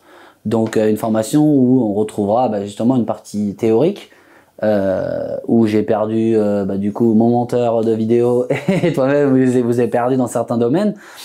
Et que justement après il y a une partie un peu plus pratique parce que je sais très bien que rester assis à regarder juste une vidéo ou juste un contenu théorique, on va s'endormir. Donc on a essayé de dynamiser tout ça pour retrouver aussi dans la pratique de la musculation, d'un point de vue aussi nutrition, d'un point de vue principe d'entraînement, d'un point de vue on a tellement de sujets dans ce dossier, dans cette formation. Elle est hyper complète. Je sais même pas combien d'heures on a tourné. J'ai failli mettre à plat l'ordinateur de Jean. Donc c'est vrai que c'est une formation qui pourra convenir, je pense, à toute personne passionnée et toute personne qui veut encadrer des gens, parce qu'elle va regrouper vraiment pas mal de points, quoi. Puis, je vais pas faire le mec qui sait pas, hein. Il y a une logique de nivelage dans la formation, puisque l'objectif c'est que ça puisse parler autant à quelqu'un qui n'y connaît rien et qui souhaite apprendre, qu'à quelqu'un qui a déjà des connaissances de base et qui souhaite les approfondir. Yes. Ouais, parce qu'on a essayé de mettre en place aussi une pédagogie de compréhension relativement simple. Même si pour les personnes qui veulent en savoir plus sur la partie théorique, vous inquiétez pas, vous allez être servis. Mais aussi pour toutes les personnes qui ne connaissent justement pas ça, on a essayé d'employer des termes qui qui sont plus simplistes et qui vous permettront de comprendre autant d'un point de vue réalisation que dans la parole, dans les mots qu'on a utilisés. On a réfléchi à beaucoup de choses. Et puis voilà, et après vraiment tout le reste, c'est pas juste un domaine, voilà, hypertrophie musculaire et c'est tout. Oui, le titre va être axé sur l'hypertrophie musculaire.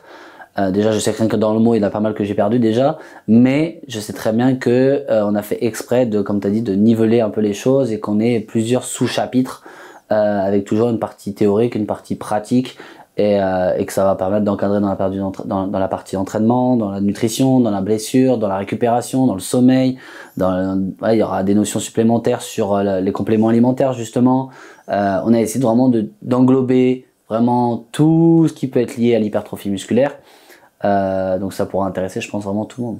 Puis ce qui est bien, c'est aussi d'autres outils qu'on utilise pour compléter le simple contenu vidéo, puisque oui, forcément il y a des ressources, des mind maps, des graphiques, des images supplémentaires, des programmes, et il y a la petite subtilité, le petit truc supplémentaire, c'est la notion de cahier d'exercice pour venir vérifier les acquis et les mettre dans des contextes pratiques. Complètement.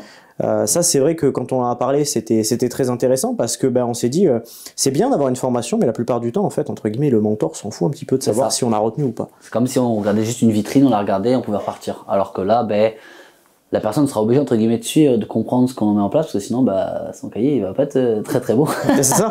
Donc du coup, automatiquement, il y aura déjà beaucoup plus d'interactions, et puis même le fait que j'intervienne aussi de temps en temps dans la formation, pour répondre aux questions, pour faire des petites masterclass avec ces gens-là. Il y a vraiment on revient sur la question de communauté, c'est que cette formation elle vient pour plusieurs choses, montrer mon expertise parce qu'on me l'a souvent demandé comment je faisais, tout ce que je connaissais. Donc là dans cette formation vous allez quand même avoir beaucoup de connaissances de ma part. Je pense que j'ai jamais autant dévoilé de connaissances de toute ma vie. Donc il y a ça.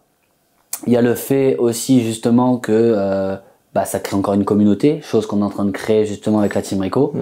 Il y a aussi le fait que la Team Rico qui est pour tout ce qui est transformation physique, tout ce qui va être avec les personnes avec des TCA, relations psychiques, psychologiques, donc tout ce que fait Julie, que ça amène une expertise supplémentaire pour vous prouver que pourquoi on change nos prix, pourquoi on change toute cette prestation, parce que on a tout ce savoir et que vous pouvez le retrouver directement sur une formation et ça permettra de remettre à niveau aussi, de faire comprendre aux gens voilà pourquoi si tu prends un coaching, parce qu'on t'as des personnes, pas d'exception parce que ce serait prétentieux, mais tu as des personnes qui savent de quoi ils parlent. L'exception n'est pas prétentieux, n'est pas synonyme de prétention tant qu'elle reste exception. Exactement. Voilà. Par contre, ce qui est vrai, c'est vrai qu'il y a un truc qui est très intéressant aussi, c'est le côté, quand tu disais communauté, c'est aussi un côté question-réponse, puisqu'il y a une disponibilité de l'équipe en permanence. Il y a des lives aussi qui sont organisés exclusivement pour les membres de la communauté et dont l'objectif est de répondre à certaines questions qui ont été posées en amont. Vraiment. Donc il y a aussi cette expérience qui est proposée et ça répond à une autre problématique, puisqu'une fois je t'ai demandé quel était ton plus grand regret entre guillemets dans le coaching et tu m'as dit j'ai l'impression d'échouer dans un coaching quand à la fin la personne n'est pas autonome. Et je t'ai répondu à ça que non, le principe d'un coaching n'est pas de rendre autonome. Par contre, on peut créer quelque chose qui rend autonome. Et c'est aussi un petit peu le but de cette formation. Ouais, complètement. C'est la personne normalement après tout ça, elle est capable pas de se gérer, mais presque en fait vraiment de comprendre les rouages de son corps, de comprendre comment elle peut mettre en place les choses, autant dans la nutrition que dans les entraînements, que dans la biomécanique de mouvement, que même au niveau physiologique, qu'est-ce qui va se passer dans son corps. Même si imagine il y a des petits pépins physiques, elle saura qu'est-ce qu'il faut faire. On a vraiment mis en place quelque chose qui te dit à la fin, ok, je sais me débrouiller, je sais construire quelque chose pour moi, et que voilà, cette formation, elle m'aura servi quoi. C'est ça. Et puis en plus, ça évolue avec le temps, parce que la formation que tu vas prendre, je sais pas, imaginons tu la prends au mois d'avril. Avec tous les lives qui vont être ajoutés, les replays, le fait qu'il y a des gens qui posent des questions et des réponses, la communauté qui grandit, en fait, petit à petit, ça prend de la valeur aussi. Ouais. Dans le sens que ce que tu vas pouvoir retrouver dedans, ça va s'enrichir en permanence. Il y a ça, et aussi le fait qu'aussi, en fonction de si on revient avec plusieurs questions, souvent les mêmes questions, il est possible que des modules ressortent après par la suite, des nouveaux modules qui vont venir s'additionner à ce qu'on a déjà. Si par exemple on retrouve souvent les mêmes questions, ça peut être des sujets justement de nouveaux modules, parce que justement j'irai explorer ça à votre place et que les gens n'auront plus qu'à s'asseoir, regarder ou même pratiquer par rapport à ce que je vais leur proposer à chaque fois qu'un module va sortir. Donc ouais, c'est quelque chose qui prend énormément de temps. autant d'investissement personnel, professionnel dans tous les domaines. Mais je pense qu'après tout ça, les gens verront qu'en fait que tout le monde peut y arriver en fait. C'est quelque chose d'assez C'est ça. Et puis là où c'est fort, c'est que du coup, ça te permet de continuer à aider beaucoup de personnes en même temps. Complètement. Sur un laps de temps que tu t'es déterminé, avec l'aide de toute ton équipe. Et tu as une plus-value aussi qui est très intéressante, c'est le cas des ateliers, parce qu'on n'en a pas encore parlé, mais les ateliers, en fait, ça peut être des traitements de cas, donc en fait, tout simplement démontrer qu'est-ce qui se passe sur un cas pratique, pour que les gens puissent voir, ok, là on a une personne avec des TCA, tout en restant bien évidemment anonyme, hein, mais le truc là de comment va se passer un encadrement de A à Z, qu'est-ce qu'il faudrait faire, quelles sont mes recommandations personnelles, quelles sont les recommandations de certains experts par rapport à certains cas de figure. Donc on a cette plus-value aussi là qui est incroyable. Ouais, non franchement, je vais pas dire que c'est le projet d'une vie, mais quand même c'est quelque chose qui, je pense, qui peut aider tout le monde. Donc ouais, non, c'est une très grosse richesse. Puis pour moi, c'est un petit peu la conclusion, en fait, c'est la conclusion de tout ce que tu as pu construire avec ton coaching classique jusqu'à maintenant. Tu pars vers un nouvel horizon 100%. Avec le côté préparation physique spécifique pour des sports où tu te retrouves aussi en tant qu'humain dedans. Ouais. Tu as ce projet de création de pôle et tu as la conclusion de ce gros chapitre de ta vie avec l'aboutissement par une vraie communauté qui va être... qui va continuer de grandir, qui va être fédérée par toi et ton équipe et qui va permettre à ces personnes-là de devenir autonomes dans cette pratique. Ah, c'est ça, exactement. C'est exactement ça. C'est le projet d'une vie en fait. Finalement. C'est le projet d'une vie, ouais. D'une partie de ta vie, du coup. Ouais, d'une partie de ma vie, ouais. De mes 7 dernières années. 7 dernières années où j'ai pu aider beaucoup de monde, pas tout le monde, mais beaucoup de monde. Mais ça sera, je pense, un bon récap de tout ce que j'ai pu connaître dans tous les domaines. Donc ouais, non, je pense que pour avoir beaucoup de coachs qui me posent pas mal de questions, je pense que ça pourrait déjà eux les aider énormément. Mais même aussi n'importe quelle personne qui s'est dit tiens, si je prendrais un coaching, regarde, peut-être une formation peut être plus intéressant avant de te lancer dans un coaching, parce que actuellement prendre un coaching, ça voudrait dire que du coup tu es prête à changer des choses alors que tu ne les connais pas. Alors que de la formation, tu prends l'enseignement, tu les mets en place et tu vois si par la suite ce que tu as mis en place ça te correspond. Si ça te correspond pas, tu te fais encadrer, mais tu es prête ou tu es prêt. Souvent, il y a ce côté-là qui fait, je fais l'aparté, mais vraiment ce côté-là de mais je veux être coaché, mais en fait t'es pas prête ou prêt à être coaché. Donc la formation peut faire le bon balancier pour aller chercher après le coaching. Puis il y a un investissement personnel quand on suit une formation qui est différent. Complètement. Puisque là, l'objectif c'est d'apprendre, l'objectif c'est de mettre en pratique, de voir si on est capable aussi de mettre en pratique. Là où sur un accompagnement, c'est dis-moi ce que je dois faire et puis c'est ça. Moi je mets en place. C'est ça. C'est pas le même investissement et les gens très souvent vont prendre un accompagnement mais vont pas avoir l'investissement supplémentaire. Donc comme tu disais, ça peut être un très bon palier en mode c'est bien, tu as réussi à aller jusqu'au bout de la formation, tu as avancé, tu as été accompagné par aussi toute la communauté derrière et là tu veux aller encore plus loin et profiter de plus de connaissances parce que tu as un objectif précis. Ouais. Et là, l'accompagnement se positionne et devient évident en fait. C'est ça, exactement, complètement. C'est vraiment une suite logique, quoi. Donc ouais, exactement. Il n'y a plus qu'à, mais on est en plein dedans. Et quand ça va sortir, ça va faire mal. 30 heures de tournage en 3 jours, on est en plein dedans. On a vraiment charbonné. Et d'ailleurs, je tenais à vous remercier, que ce soit toi Gérald ou Jean, parce que je sais que, comme je dis souvent, je t'en demande beaucoup, mais vous êtes deux acharnés du travail et donc ça me fait vraiment plaisir de travailler avec vous. Et j'ai envie de prouver aussi à tout le monde que avec une équipe comme ça, on peut aller loin et on peut aller chercher quelque chose de très grand et que vous ferez partie justement de cette création. Sans vous, j'aurais pas pu faire tout ça. Donc je tenais aussi à vous remercier de m'avoir aussi accueilli chez vous. C'est la première fois que j'allais chez les traîtres, à Marseille. Donc du coup, en tout cas, merci pour tout en tout cas et j'espère que c'est que le début, quoi. Écoute, j'ai envie de dire que c'est le mot de la fin. Exact. Parce que c'est une petite touche émotion.